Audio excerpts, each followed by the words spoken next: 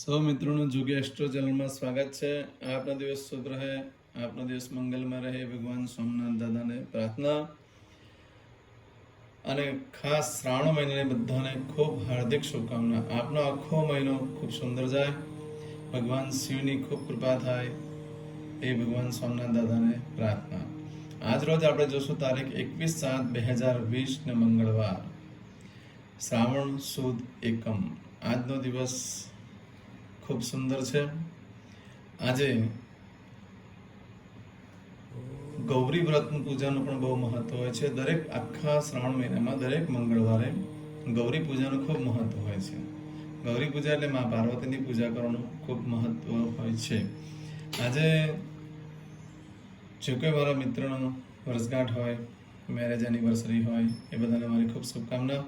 આખું જીવન તમારું સુંદર રહે, આખું વર્ષ તમારું સારું જાય। ગત વર્ષમાં રહી ગયેલા કાર્યો ભગવાન સોમનાથ જલ્દીથી જલ્દી પૂર્ણ કરે એ ભગવાન સોમનાથ દાદાને પ્રાર્થના। આજ રોજ આપણે કોઈ પણ વ્યક્તિએ કોઈ પણ કાર્ય કરવું છે, અથવા તમારી વર્ષગાંઠ છે, અથવા લગ્નની મેરેજ એનિવર્સરી છે, તો સવારમાં ઉઠીને શું કરવું? તો સવારમાં ઉઠીને સૌથી પહેલાં મીઠી વસ્તુ ખાઈ લો।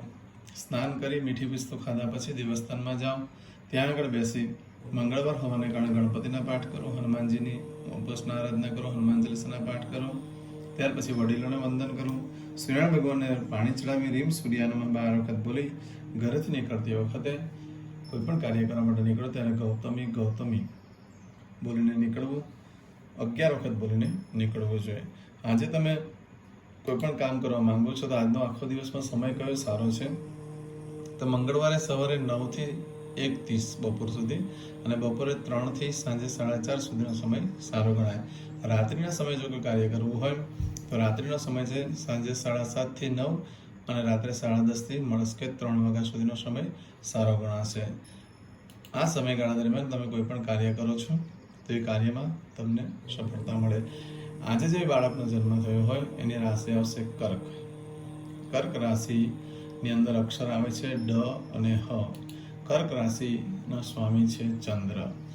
કર્ક રાશિવાળા જાતકો માટે શુભ રંગ દૂધિયો ગણાય છે। દૂધિયો સફેદ રંગ એના માટે શુભ ગણવામાં આવે છે। ચંદ્રની જેવી શુભતા અને ધવલતા એમના સ્વભાવમાં જોવા મળે છે। અત્યંત ચંચળ સ્વભાવનો હોય છે। આ જાતકો સફેદ રંગ કાયમ માટે અપનાવવાથી એમની પ્રકૃતિ ખૂબ સુંદર અને સ્થિર બને છે। એ લોકોના માટે કાળો જે રંગ છે તે અશુભ ગણાય છે। એ લોકોએ કાળા રંગની કોઈ પણ વસ્તુનો ઉપયોગ ન કરવો જોઈએ। એ લોકોએ ચપ્પલ પણ કાળા ન પહેરવા જોઈએ, જેનાથી એ લોકોમાં નકારાત્મકતા આવતી હોય છે। માટે બને ત્યાં સુધી સફેદ રંગનો ઉપયોગ કરવો। એના માટે બીજો શુભ રંગ કયો છે? તો લીંબુ પીળો શુભ રંગ ગણવામાં આવે છે। આવા જાતકોએ હંમેશા સફેદ અને લીંબુ પીળો રંગ જો વાપરે તો એ લોકોમાં ઉર્જા સારી રહે છે। આવા જાતકો હંમેશા સારું કર્મ કરવાવાળા જ હોય છે। આ લોકોને ખોટું કરતા આવડતું બહુ ઓછું હોય છે। આ લોકો મોટે ભાગે બધાની સાથે દિલથી અને ખૂબ લાગણીથી રહેતા હોય છે।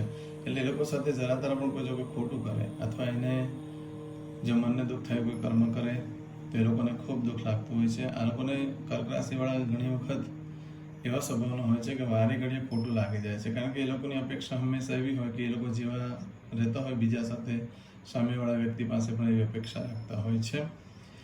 આ લોકોએ પોતાના ઘરમાં ધન ક્યાં રાખવું જોઈએ? તો એ લોકોએ અગ્નિ ખૂણામાં રાખવું જોઈએ। અગ્નિ ખૂણો એટલે કે પૂર્વ અને દક્ષિણનો વચ્ચેનો ખૂણો જે છે તેને અગ્નિ ખૂણો કહેવામાં આવે છે। આ લોકોએ પર્સ પણ કાળું ન વાપરવું જોઈએ। પૈસા મૂકે ત્યાં પણ કોઈ કાળી વસ્તુનો ઉપયોગ ન કરવો જોઈએ। કર્ક રાશિવાળા જાતકો ધાર્મિક પણ ઘણા હોય છે। આ લોકોના જીવનમાં રોજ નવું હોય છે, દિવસમાં વધઘટ ચાલતી જ રહેતી હોય છે। આ કર્ક રાશિનો સ્વભાવ છે। કર્ક રાશિવાળા એકંદરે સારા હોય છે। એ લોકો આજે જે બાળકનો જન્મ થાય અને શુભાગ આવશે 3 અને ભાગ્યાક આવશે 3 અને શુભાગ આવશે 5, કોઈ પણ કાર્ય કરવા માટે નીકળો છો તો આ આંકડાનો ઉપયોગ કરો તો તમારા કાર્યમાં દિવ્ય સફળતા પ્રાપ્ત થાય।